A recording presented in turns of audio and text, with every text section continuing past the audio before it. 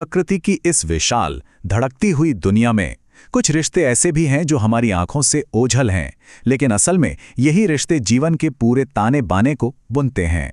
तो चलिए आज हम प्रकृति के उन्हीं गुप्त बंधनों की कहानी को समझते हैं। नमस्कार, आप देख रहे हैं नॉलेज ग्रेविटी। जरा एक पल के लिए ये सोचिए, क्या हो अगर इस धरती पर कोई भी एक भी जीव अकेले ना जी सकता हो? क्या हो अगर हर एक जिंदगी किसी दूसरी जिंदगी पर पूरी तरह निर्भर हो? ये सवाल सिर्फ विज्ञान का नहीं है, ये तो हमारे अपने अस्तित्व के सच का सवाल है। क्योंकि सच तो यही है कि जीवन सिर्फ जिंदा रहने की एक दौड़ नहीं है। असल में ये एक बहुत ही जटिल और खूबसूरत जाल है, जहां हर धागा यानी हर जीव किसी दूसरे से एक अटूट बंधन में बंधा हुआ है। विज्ञान की भाषा में हम इसी जुड़ाव को सहजीवन या सिम्बायोसिस कहते हैं। देखिए, ये शब्द ग्रीक भाषा से आया है। सिम जिसका मतलब है एक साथ और बायोस जिसका मतलब है जीवन। कितना सुंदर है ना? इसका सीधा सा मतलब है एक साथ जीना।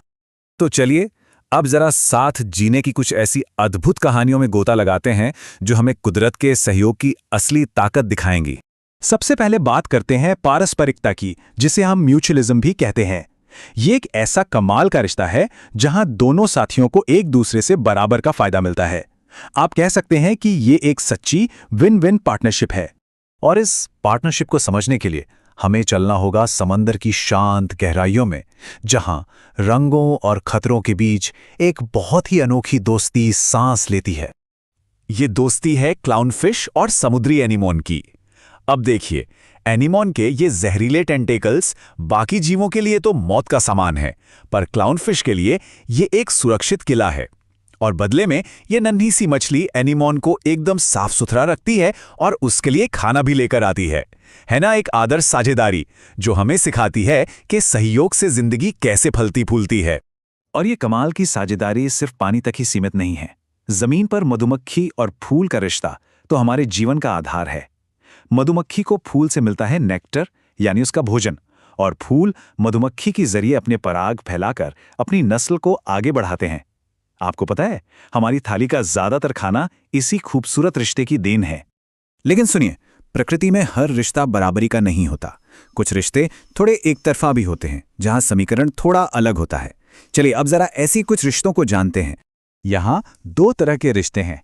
एक है परजीविता यानी पैरासिटिज्म, जहां एक का फायदा सीधे सीधे दूसरे का नुकसान होता है। और दूसरा है सहभोजिता यानी कमेंसलिज्म, जहां एक को तो फायदा हो रहा है पर दूसरे को इससे कोई फर्क ही नहीं पड़ता, ना फायदा ना नुकसान। परजीविता का सबसे जाना पहचाना उदाहरण शायद जोंक है, जो दूसरे जीवों का खून चूसकर अपना पेट भरती है। या फिर टेपवर्म के बारे में सोचिए, जो हमारी आंतों में रहकर हमारा पोषण चुराता है और हमें कमजोर बना देता है। ये एक तरह से शोषण का रिश्ता है। वहीं दूसरी तरफ सहभोजिता है। जैसे जब एक पक्षी किसी पेड़ पर अपना घोंसला बनाता है तो उसे एक सुरक्षित घर मिल जाता है, लेकिन पेड़ को इससे कोई लेना देना नहीं। या फिर वो रिमोरा मछली जो शार्क्स के शरीर से चिपक कर घूमती है और उसके छोड़े हुए भोजन के टुकड़ों पर गुजारा करती है। शार्क को इससे कोई फर्क नहीं पड़ता। ये सभी रिश्ते, चाहे वो फायदे के हों, नुकसान के या फिर बेफर्क हों, ये सब मिलकर प्रकृति के संतुलन का एक बहुत अहम हिस्सा बनाते हैं। पर अफसोस, आज ये सदियों पुराने बंधन बहुत तेजी से टूट रहे हैं।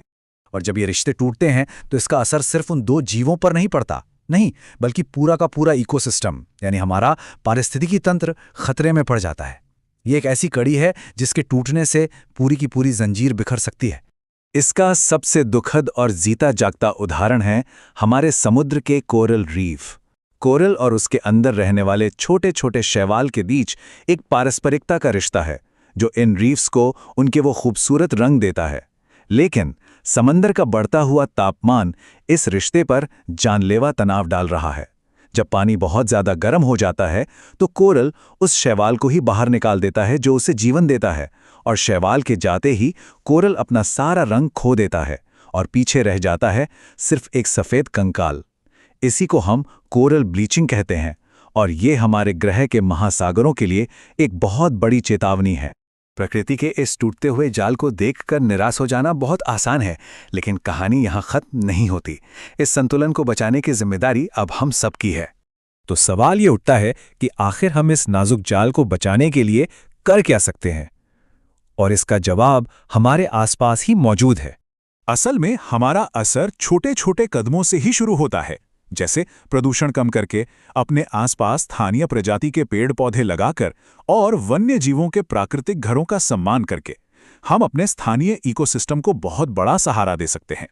याद रखिए, हर छोटा प्रयास इस बड़े जाल को मजबूत बनाने में मदद करता है।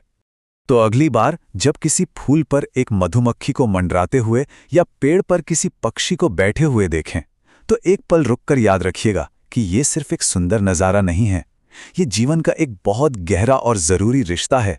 एक ऐसा रिश्ता जो हमें सिखाता है कि इस दुनिया में कोई भी अकेला नहीं है और हम सब एक दूसरे से जुड़े हुए हैं, इस विशाल जाल की हर एक कड़ी की तरह। तो दोस्तों, अगर आपको ये वीडियो पसंद आई हो तो लाइक करें, शेयर करें और चैनल को सब्सक्राइब ज़रूर करें। मिलते हैं अगले इंटरेस्टिंग टॉपिक के साथ। तब तक के लिए धन्यवाद।